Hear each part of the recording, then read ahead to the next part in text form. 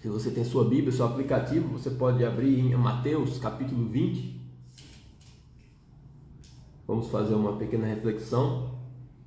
Porque o reino dos céus é semelhante a um dono de casa que saiu de madrugada para assalariar trabalhadores para sua vinha, e tendo ajustado com os trabalhadores a 1 denário por dia, mandou-os para a vinha. Saindo pela 3ª hora, viu na praça outros que estavam desocupados, e disse-lhes: Ide vós também para a vinha, e vos darei o que for justo. Eles foram. Tendo saído outra vez, perto da hora 6ª e da 9ª, procedeu da mesma forma. E saindo por volta da hora 10ª, encontrou outros que estavam desocupados e perguntou-lhes: Por que estivestes aqui desocupados o dia todo? Responderam-lhe: Porque ninguém nos contratou, ninguém lhes disse. Então lhes disse ele: Ide também vós para a vinha. Ao cair da tarde, disse o senhor da vinha ao seu administrador: Chama os trabalhadores, paga-lhes o salário, começando pelos últimos, indo até os primeiros. Vindos da hora 10ª, recebeu cada um deles 1 denário. Ao chegarem os primeiros, pensaram que receberiam mais, porém também estes receberam 1 denário cada um.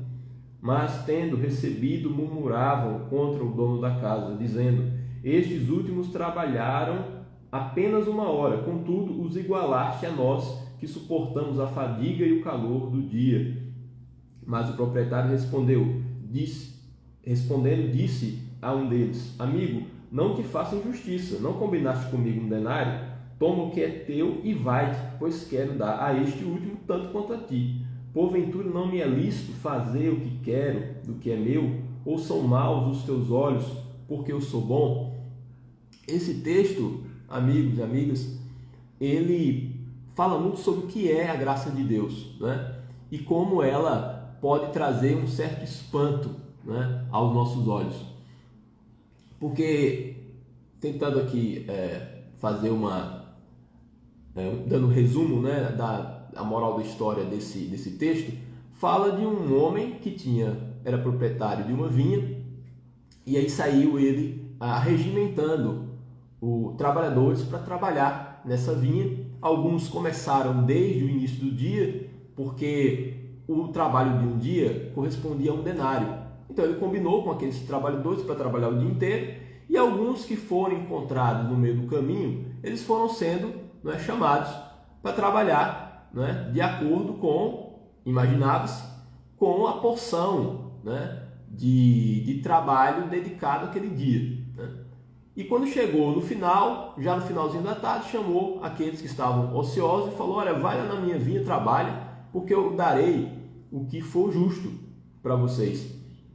Aí quando aquele homem, o dono da vinha, começou a remunerar os trabalhadores, começando pelos últimos, e a estes últimos que trabalharam apenas 1 hora, ele deu 1 denário, que corresponde ao valor de um dia de trabalho. Os que trabalharam o dia inteiro começaram a comemorar e a criar expectativas. Bem, se aquele que trabalhou 1 hora recebeu o salário correspondente ao dia inteiro, então nós vamos receber uma bolada agora, chegou a nossa vez.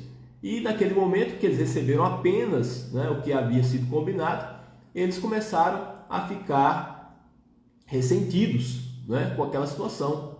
E falou: Você igualou estes que trabalharam bem menos que nós, que não suportaram o calor do dia, a nós que trabalhamos, pegamos a pior parte do dia. E aí a resposta daquele homem vocês combinaram comigo 1 denário, toma o que é teu e vai-te. Eu quero dar a estes últimos tanto quanto eu dei a vocês. É mal aos teus olhos o fato de eu, que sou proprietário, ser bom, ser generoso, né? Então isso fala um pouco sobre a nossa relação com Deus, quando começamos a colocar na balança pretensiosamente os méritos dos outros, das pessoas, né? E entendemos que de certa forma existe uma injustiça de Deus. Por que aquele outro que tem uma vida desregrada, ou que não participa da mesma igreja que eu, ou que não tem talvez a mesmo currículo meu espiritual, tem mais saúde que eu? Por quê? Porque aquele é mais próspero, ou obteve não é? Êxito no casamento e o meu está aí tão capenga e porque as coisas não se resolveram para mim quando o outro parece ser menos justo que eu. Então essas comparações, elas são infantis e não apenas isso, elas entram em rota de colisão com a noção básica do que é a graça. Porque a graça de Deus, nós estamos cansados de saber, é o favor imerecido. Então, se é assim, não faz o menor sentido começarmos a criar esse tipo de diagnóstico para saber quem merece mais, quem merece menos e quem merece no nível médio. Então isso não existe da perspectiva da graça. E esse texto ele fala então do que é o amor de Deus. Fala de um Deus que não pode ser domesticado por nós, controlado pelos nossos esquemas, né? De se eu fizer isso e se eu seguir essa cartilha, Deus estará obrigado a reagir assim e fazer isso. Então Deus ele não trabalha dessa forma, não existe esse tipo de negociação. Então quando Deus faz, e ele faz o bem, ele faz simplesmente porque ele está dando vazão ao seu próprio caráter e à sua natureza. Porque Deus é amor. Então ele faz aquilo que é próprio a ele. E mesmo quando de alguma forma não somos muito simpáticos, né, a coisas que acontecem na nossa vida, certas intercorrências, agruras da vida, nem por isso Deus deixou de ser justo ou amoroso, porque o favor, é bom registrar, é imerecido, já era imerecido mesmo. Então nós não podemos colocar Deus no banco dos réus e não podemos colocá-lo contra a parede para que ele realize os nossos desejos, os nossos caprichos, para que aí sim nós o consideremos um Deus amoroso. Então toda essa visão, né, distorcida sobre Deus, né, vai criar atitudes também dignas de reprovação, né, e de conserto na nossa vida, porque a noção que temos sobre Deus, ela não é inocente, ela acaba criando algum tipo de consequência. E na realidade Deus ele tem mais ou menos, né, a nossa cara, porque nós projetamos muitas vezes os nossos defeitos e limitações em Deus. Isso que a gente vai aqui comentar, né, ao longo dessa live. Então você encontra isso na palavra de Deus, né? Tem uma passagem de segunda Crônicas, se não me engano, de um dos reis mais iníquos de Israel, que foi o rei Manassés. Manassés ele era talvez insuperável em matéria de iniquidade, porque além dele colocar todo o povo, né, no caminho da idolatria, que era um dos problemas graves de Israel, né, sempre influenciado ali no entorno por culturas pagãs, deuses pagãos, e os relacionamentos que eles tinham ali na zona fronteiriça acabavam também trazendo essa influência sobre o culto, né, que foi estabelecido oficialmente pela lei de Moisés. Então esse relacionamento, né, com os estrangeiros acabava também criando uma certa importação de costumes, e Manassés se entregou completamente, né, ao paganismo, e ele cometia tanta atrocidade a ponto de queimar os seus filhos, né, a deuses falsos. Então imagine, calcule isso aí. Ele queimava os seus filhos como sacrifício a deuses pagãos.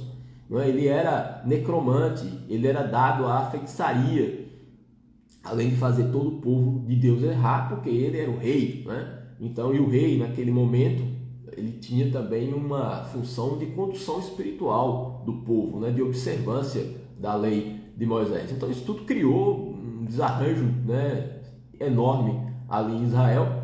Mas aí chegou o momento que ele foi levado cativo pelos exércitos da Síria. E aí ficou na Babilônia um tempo, e ele chorou, clamou a Deus, pedindo misericórdia, pedindo perdão, e Deus teve misericórdia e fez com que ele retornasse a Israel. É um registro muito lindo sobre quem Deus é, porque eu e você daríamos uma péssima nota e damos a Manassés, né?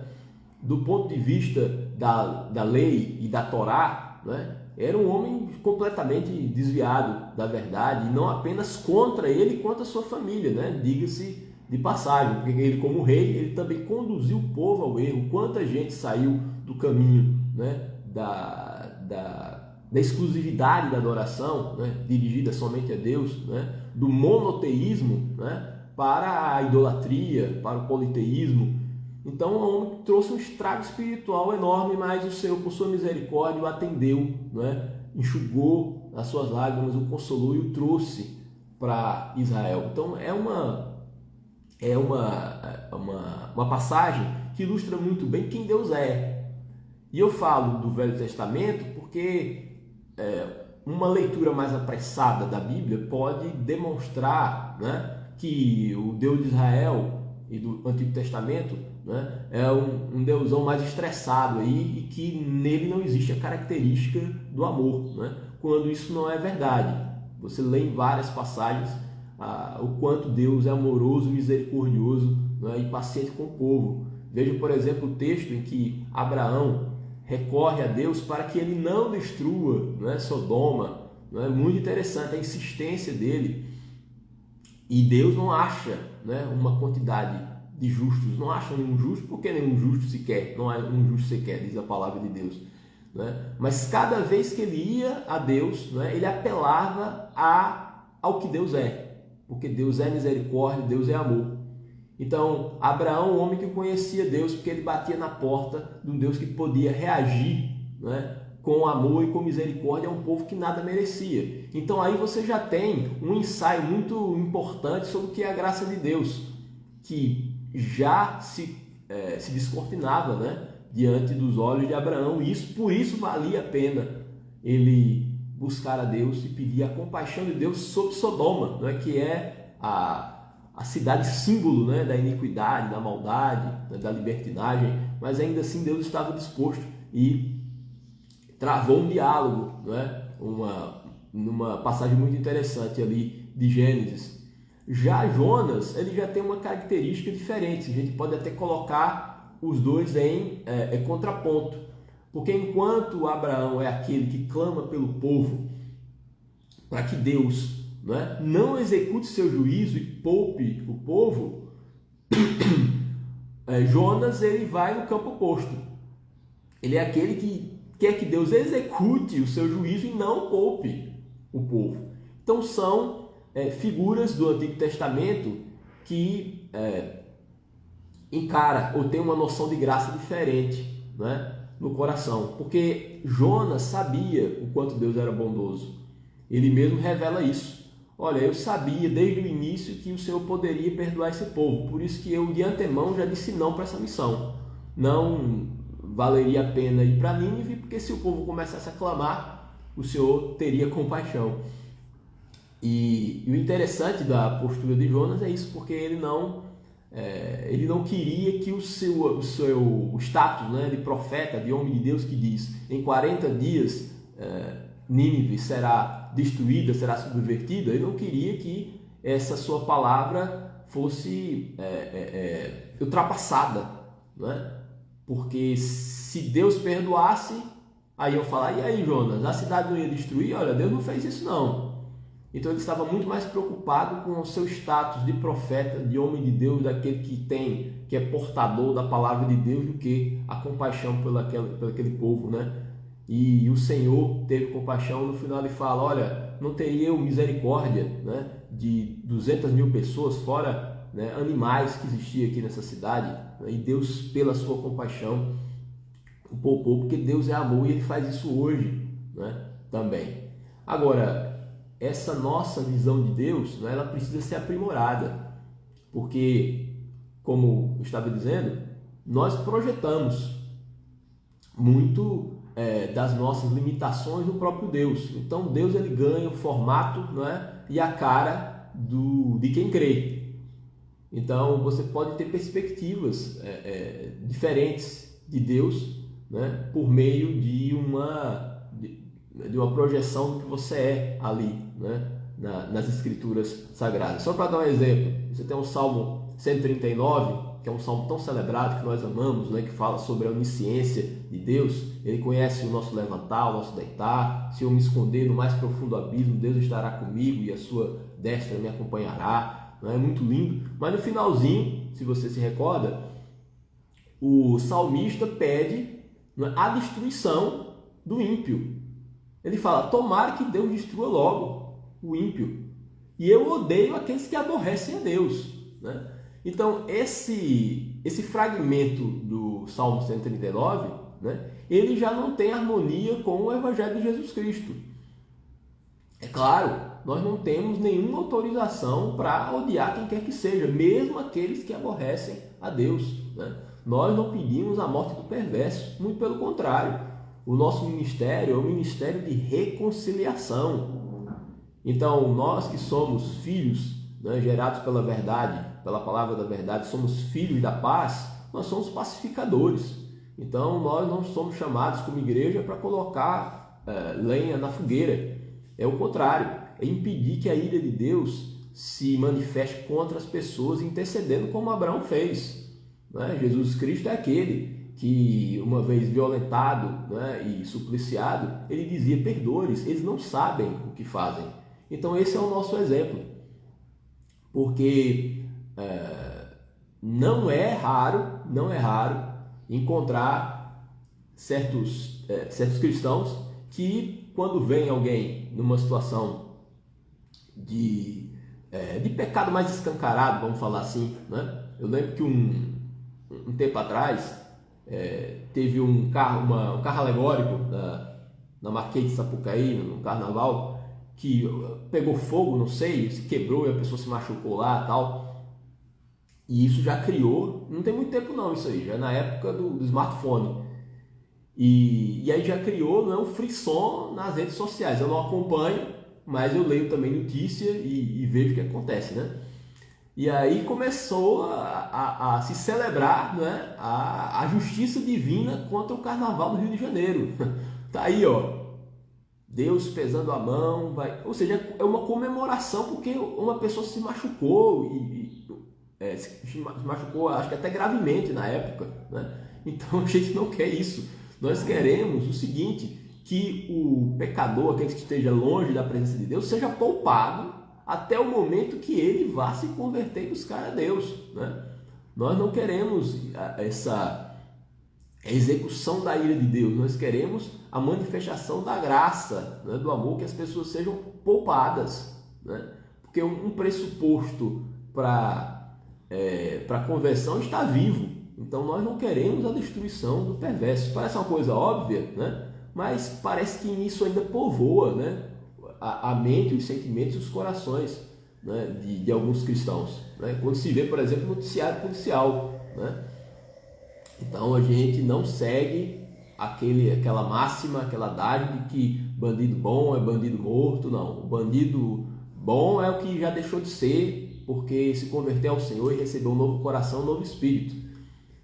Dizer que isso não é possível porque o indivíduo é irrecuperável é declarar a incompetência de Jesus Cristo e a ineficácia do seu sangue para remir, né, o pecado do homem. Então, por mais decadente que seja o homem, por mais baixo e vil que seja a sua situação espiritual, ainda assim ele pode ser restaurado, porque está escrito que o nosso Deus é o Deus que ressuscita os mortos, que transforma a água em vinho e que dá ordem aos ossos secos.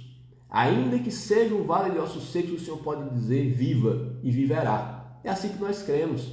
É um Deus que faz isso também. Então o Evangelho de Jesus Cristo, ele não é destinado apenas para dar um retoque naquelas pessoas que estão muito bem, já de bem com Deus, mas aí vai ficar melhor ainda, né? Se seguir com Jesus Cristo, se começar a ir à igreja, se adquirir o hábito de leitura da Bíblia. Então não é isso mesmo. Ele falou que eu vim para os doentes, né? Então quanto mais doente, melhor, porque aí o sangue de Jesus Cristo vai ser exaltado como aquele que tem realmente eficácia para perdoar o pecado, por mais escuro, né, sujo e por mais incorrigível que seja o indivíduo, Deus pode fazer, né?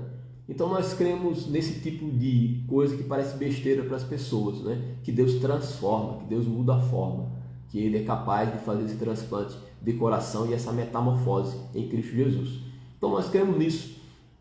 Então quando se lê, né, a Bíblia e você já tem a perspectiva da graça, você começa a extrair lições que antes você não extraía, textos que antes você não conseguia identificar como manifestação do amor de Deus, porque aí nós líamos, não é, seletivamente, para que fosse confirmada essa nossa noção de Deus, de um Deus irado, de um Deus que está muito mais disposto a verificar com uma lupa os nossos erros para nos esmagar, né, e nos retirar do livro da vida do que propriamente nos abraçar, perdoar e acolher. Então, quando você começa a entender, né, a graça de Deus, e isso é um caminho longo para mim e para você, nós também reagimos de uma maneira, né, diferente. Começamos a ser mais tolerantes. E quando eu falo tolerante, não é chamar o erro de acerto, nem o pecado de virtude. É, na realidade, entender que eu não posso, né, corrigir as pessoas e ficar falando agressivamente não vai repercutir espiritualmente a favor de ninguém. O que eu tenho que fazer diante de situações que mostram, né, um rompimento com Deus, né, e uma displicência em relação às coisas espirituais, que eu posso orar, né, pedir a misericórdia sobre as pessoas, sobre os meus amigos, sobre as pessoas que eu conheço, pagar o preço de oração, colocar a minha vida, não é, a serviço das pessoas, porque o amor é o que o amor faz.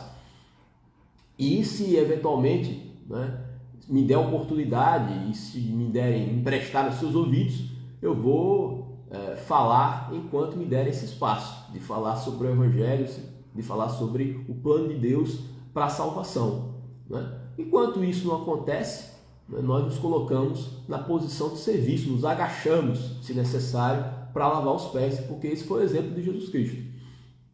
Então aí nós abandonamos os sermões chatos, né, e intragáveis, e passamos a viver de forma autêntica, né, demonstrando o amor de Deus. É isso que as pessoas esperam, né, de nós. Até porque, como eu falei, a conversa, né, o blá blá blá, já está desgastando muitas pessoas, né? Até pela quantidade que temos de veículos de divulgação da palavra, né? Estou aqui no YouTube, né, no WhatsApp, no Instagram e tantos outros, né, tantas outras plataformas digitais. É Jesus para cá, Jesus para lá. Mas o que as pessoas querem verificar, sim, mas isso existe? É possível uma vida diferente? Vocês são cristãos como imitadores de Jesus Cristo? Então é isso, uma coisa é a teoria, outra é a prática, né? Uma coisa é o treino, outra é o jogo. Então o que o Senhor quer de nós é que sejamos luz do mundo, sal da terra. O sal conserva, o sal ele não vai deixar apodrecer. E se tivermos uma postura, né, como uma espécie de vingadores de Deus, né, de tentar apressar o juízo de Deus sobre as pessoas porque nos desagradamos de certas atitudes, certas coisas, então não somos ministros da reconciliação, né? Seremos ministros da confusão, né? E o Senhor não planeja, né, isso para nós. Então o João 3,16, né, é a passagem das mais conhecidas, né, da palavra de Deus. É aquilo que resume o que Deus vê no homem. Quando ele quis enviar o seu Filho Jesus Cristo, ele não viu um justo, nem um sequer. Então, Deus amou o mundo de tal maneira que entregou o seu Filho.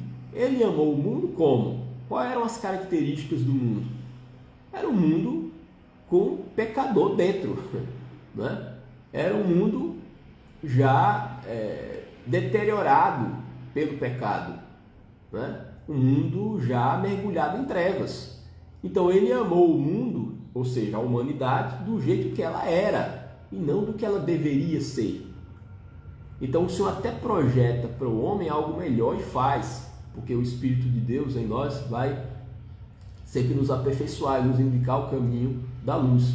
Mas quando Deus enviou seu Filho Jesus Cristo, ele amou o mundo já conhecendo que o homem não é uma flor que se cheire, mas ele amou a si mesmo.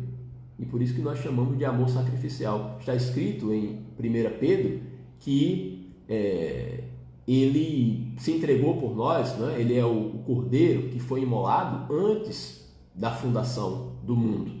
Ou seja, o amor de Deus ele precede o próprio pecado humano.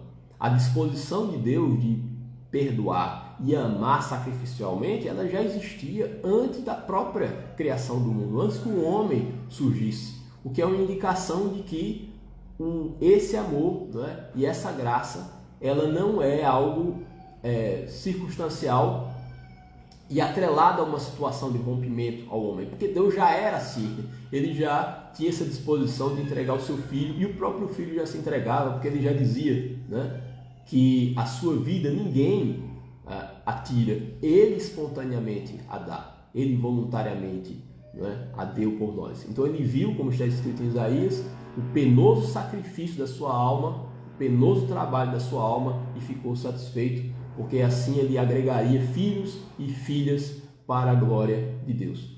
Então que eu e você, a partir de agora, né, possamos melhorar essa nossa visão sobre a palavra de Deus, sobre as Escrituras, e entender que esse amor de Deus e quem Deus é, que a sua essência é amor, já estava, né, espalhado na palavra de Deus desde sempre. Então que fiquemos mais atentos e não fazer essa separação que não tem muito sentido, né?